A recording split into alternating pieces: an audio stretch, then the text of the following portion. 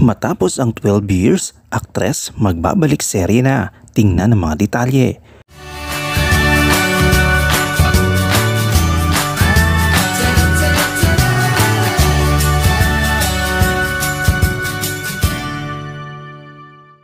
Ang primetime drama series na may title na Lovers Liars ang pangungunahan ni Claudine Barreto. Ipinahayag ni Claudine ang kanyang pagbabalik sa GMA7 makalipas ang 12 taon. Simula sa susunod na buwan, November ngayong taon, mapapanood na ang Lovers Liars na isang co-production ng Regal Entertainment at GMA Network. Ito ang magiging pamalit sa timeslot ng Unbreak My Heart, ang primetime series ni Jody Santa Maria na nauugnay kay Raymond Santiago na dating asawa ni Claudine. Si Claudine ang unang nag-anunsyo sa kanyang IG account tungkol sa proyektong gagawin niya sa Kapuso Network.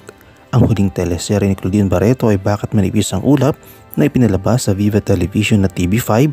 Ito ay napanood sa Kapatid Network mula February 15, 2016 hanggang April 22, 2016. Si Crisanto Aquino, ang direktor ng Instant Daddy, ang magiging direktor ng Lovers Liar. Nahalaw sa kwento ni Joey Reyes, isang kilalang writer-director. Kasama ni Claudine sa Lovers Liar sa mga artista tulad na Rob Gomez, Lian Valentin, Yasser Marta, Shaira Diaz, Kim Sontan at Michelle Vito. Makikilala ang mga detalye tungkol sa pagbabalik kapuso ni Claudine sa 24 oras. Maligaya si Claudine sa mga positibong komento mula sa kanyang mga taga-suporta at fans. Kasama ni Claudine sa industriya ang mga kasamahan niyang sina Ann Curtis, Gladys Reyes, Rita Daniela, Sofia Andres, Beverly Berhel at Almira Mulak na nagbunyid dahil maging aktibo na uli siya sa pag-arte. Kung matatandaan ay pinaghandaan ni Claudine Barreto ang pagbabalik showbiz niya noong nakarang taon at posibleng sinabi na mapanood sa AMBS Channel 2, ang TV network na pagmamayari ni former Senator Manny Villar. Kinumpirma ni Claudine Barreto ito sa AMBS. Ayon sa kanyang pahayag noong nakaraang taon ay sinabi, "I am with ALB, Arnold Vigafria, since last year pa. More than a year na kami together. And Arnold is, I think I'm going to be signing with a new network. Yes, AMBS." Nang tanungin kung nakapirma na siya ng kontrata sa AMBS, sinabi ni Claudine, "Si Arnold actually ang pero hindi ko pa alam po ano yung mga plano. Pero hopefully, soap opera na makakamiss din." Naging leading man ni Claudine Barreto sina Piola Pascual, Jericho Rosales, Dieter Ocampo at Aga Mulak sa mga proyekto ng aktres noon sa ABS-CBN.